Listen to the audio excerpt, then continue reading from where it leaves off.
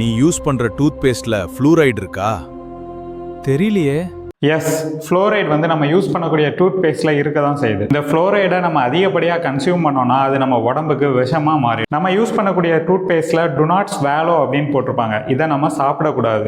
6 வயசுக்கு கீழே இருக்கக்கூடிய குழந்தைகள் அடல்ட் சூப்பர்விஷனில் தான் ப்ரஷ் பண்ணணும் அப்படின்னு சொல்லி இதில் போட்டிருக்கு. நம்ம வீட்டு குழந்தைகள் தெரியாமல் இதை அதிகப்படியாக சாப்பிட்டாங்கன்னா இது அவங்களுக்கு பெரிய பெரிய பாதிப்புகளை ஏற்படுத்தும். ஃப்ளோரைடு அப்படிங்கிறது ஒரு மினரல். அது மண்ணில் இருக்கும், நிலத்தடி நீரில் இருக்கும், பாறைகளில் இருக்கும், நம்ம சாப்பிட்ற சாப்பாடில் கூட இருக்கும். இந்த ஃப்ளூரைடை ஏன் நம்ம டூத் பேஸ்ட்ல யூஸ் பண்றோம்னா, அந்த ஃப்ளூரைட்னால நம்ம பற்களுக்கு சில பெனிஃபிட்ஸ் இருக்கு. பற்களை சொத்தையாகாம பாதுகாக்குது, கேவிட்டிஸ்ல இருந்து ப்ரிவென்ட் பண்ணுது, நம்ம பற்களோட எனாமலை ஸ்ட்ரென்தன் பண்ணுது. ஆனா இந்த ஃப்ளூரைடை நம்ம அதிகப்படியா எடுத்தோம்னா அது பற்கள்ல டென்டல் ஃப்ளோரோசிஸ்னு ஒரு பிரச்சனையே உருவாகுது. அதாவது பற்கள்ல இந்த மாதிரி ஒயிட் ஸ்பாட்ஸ் எல்லாமே உருவாகும். சின்ன குழந்தைங்களுக்கு பெர்மனன்ட் டீத் அப்பதான் வளர ஆரம்பிக்கும். அந்த டைம்ல இந்த ஃப்ளூரைடை அவங்க அதிகமா கன்சியூம் பண்ணாங்க அப்படின்னா அவங்களோட பெர்மனன்ட் டீத்ல டேமேஜ் ஏற்படுறதுக்கு வாய்ப்பு இருக்கு. அது மட்டும் இல்லாம இந்த ஃப்ளூரைடு வந்து நம்மளோட எலும்புகள்லையும் ஃப்ளோரோசிஸ் அப்படிங்கிற ஒரு பிரச்சனையை உருவாக்கும். அது நம்மளோட போன்ஸை வந்து வீக்கன் பண்ணி பெயின்ஃபுல்லா ஆகும். இது மட்டும் இல்லாம இன்னொரு முக்கியமான பிரச்சனை என்னன்னா, நம்மளோட கிட்னி ஃப்ளூரைடை ஃபில்டர் பண்ணதுக்கு ரொம்பவே கஷ்டப்படும். நம்மளோட கிட்னி தான் நம்ம சாப்பிட்ற பொருட்கள் இருக்கக்கூடிய நச்சுத்தன்மையை வந்து ஃபில்டர் பண்ணி ரிமூவ் பண்ணும். இந்த ஃப்ளூரைடை நம்ம அதிகப்படியா எடுத்தோம்னா நம்ம கிட்னியால அதை ஃபில்டர் பண்ண முடியாம நம்ம உடம்போட டாக்ஸிசிட்டி ஒஸ்ட் ஆயிடும். நிறைய பேர் வீட்டில் சின்ன குழந்தைங்க பிரஷ் பண்ணும்போது பெரியவங்க அதை கவனிக்கிறதே கிடையாது. அந்த குழந்தைங்க பிரஷ் பண்ற அப்படிங்கிற பேர்ல நிறைய பேஸ்ட்டை சாப்பிட தான் செய்றாங்க.